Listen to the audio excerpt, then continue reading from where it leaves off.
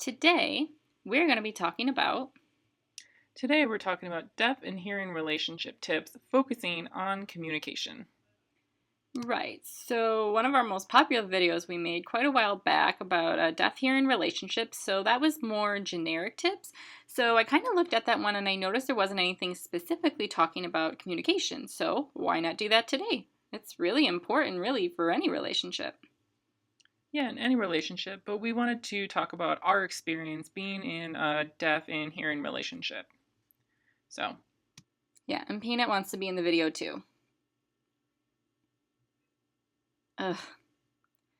Ugh. Anyways.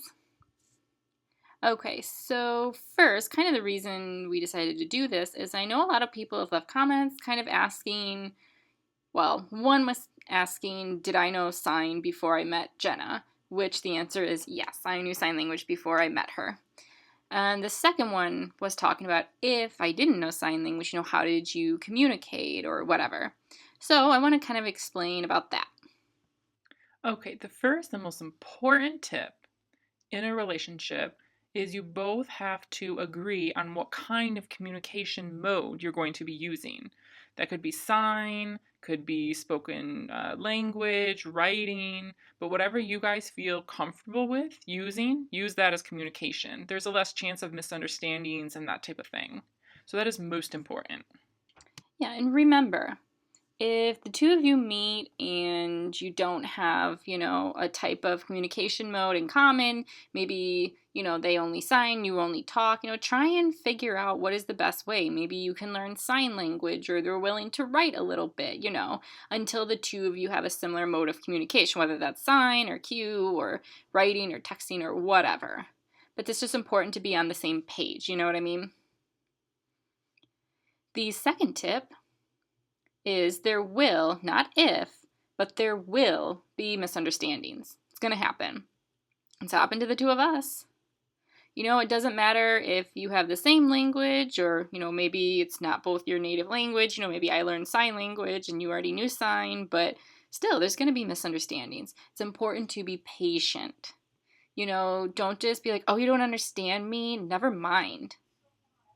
Oh, that's awful. The Never worst. mind. Yeah, it's the worst word ever for deaf people, or even for hearing people, but mostly for deaf people. Like, they hate it. I'm sure if you can explain. Yeah, I hate it because, a lot of deaf people, have a common experience of growing up, especially if you're in a hearing family, and hearing, oh, never mind. And then you feel really left out and really self defeated and just really bad about yourself, and it's just so not acceptable. So don't use those words, never mind. Be patient, change the way you say it, rephrase it, whatever. Just keep trying to communicate. That's the goal. Keep trying until something works, and then you'll find a way and use that one. Yeah. Again, it's compromising, trying to figure it out and just being patient. Okay, the next tip is deaf people tend to, not always, but tend to rely a lot on body language or facial expressions for part of their communication. So, as a hearing person, sometimes they tend to be a little bit more expressionless or they don't realize, how their body language is being expressed.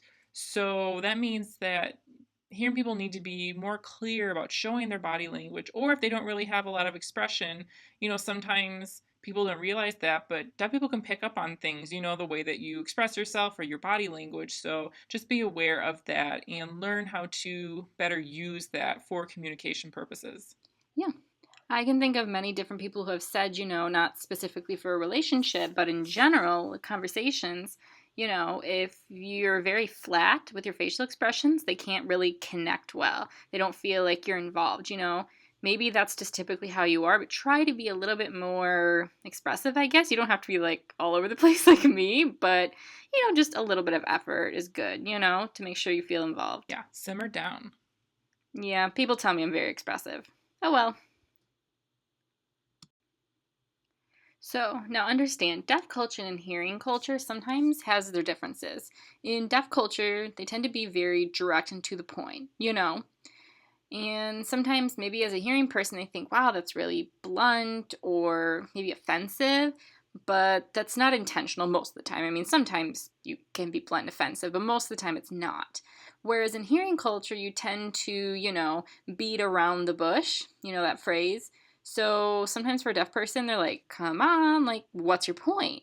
Or it might become a little bit muddy for them trying to figure out and it doesn't make any sense. So you have to understand, one, whether you're deaf or hearing in the relationship, you have to figure out, do you tend to beat around the bush or are you direct and understand each other, and then try and make a compromise, Maybe if it's really annoying, the deaf person doesn't like that you're beating around the bush, try to be a little bit more direct. And for a deaf person that's more direct, try to Soften up. yeah, seem less offensive, I guess. And then over time, you'll understand each other and you'll be able to accept that.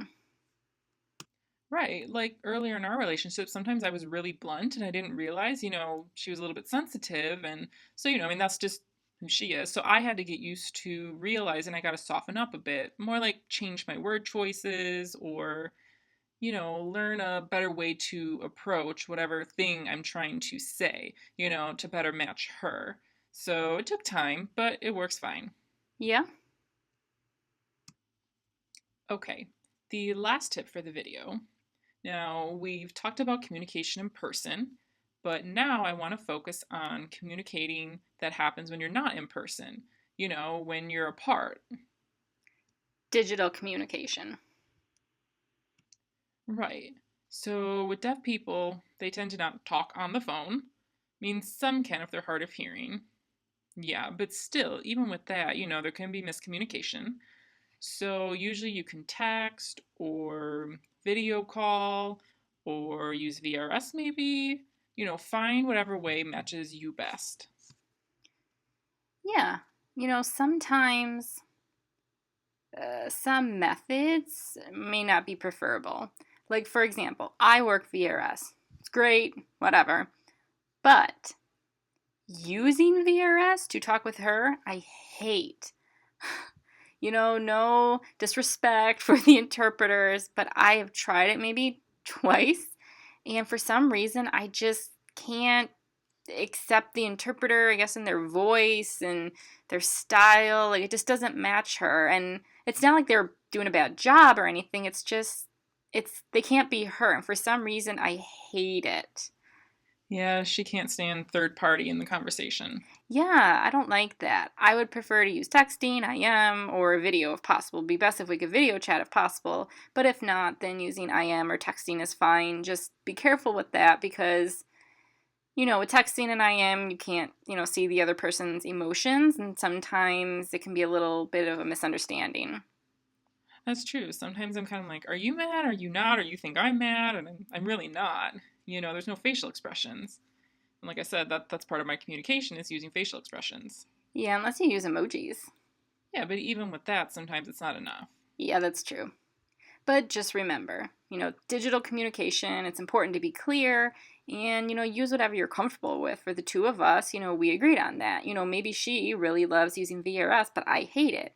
So don't force the other person to use something that they don't like, because then you're going to get a short, conversation and she'll call on VRS and be like, oh, hey, and then I'll just want to end the phone call and then there'll be miscommunication. So it's just important to compromise.